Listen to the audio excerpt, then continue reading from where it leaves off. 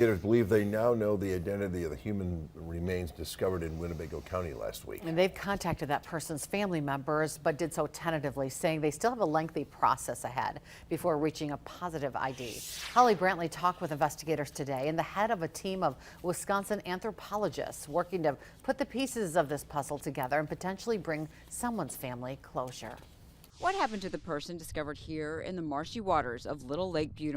It's a mystery Winnebago County detectives are now trying to solve. So on April 27th, a fisherman called the sheriff's office, reported that they were fishing near some weed beds, had located what they believed to be a body floating in the water. Lieutenant Chris Brayman is on the case. He says they had some clues right away. The remains were wearing clothes and held the form of a body. But they were also met with challenges. We're working, some of the normal identification processes are not possible due to the condition of the remains. He says they couldn't use things like dental records or fingerprints, so they enlisted the help of biological anthropologists at the University of Wisconsin-Oshkosh. The methods that we will rely on are different in every case. And Dr. Jordan Karsten is often called upon to help in local cases. Identifying human remains is it's a time-intensive process in a lot of cases.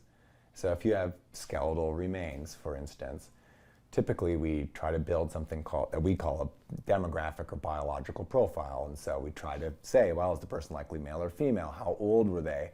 How tall were they? And then you can use that information, and law enforcement will use that information to see if there are potential matches. So Lieutenant Brayman says Dr. Karsten and the anthropology department are a wonderful resource that will give them a lot of answers, but they still need to team up with a private lab and other DNA experts. It's a newer science. Everybody thinks that DNA has been around forever, but the ease of access for law enforcement isn't there yet. We have to go outside of our state crime lab to get an identification done. So in this case, we're working with some private labs as well as some federal partners to try to find the most efficient way to get it done. Lieutenant Brayman believes the remains are several months old. He says he's aware there are high-profile cases in the area and people are wondering if there could be a connection. I talk with families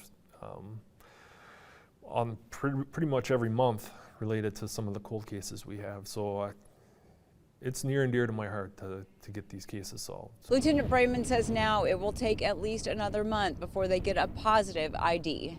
In Winnebago County, Holly Brantley, Action 2 News.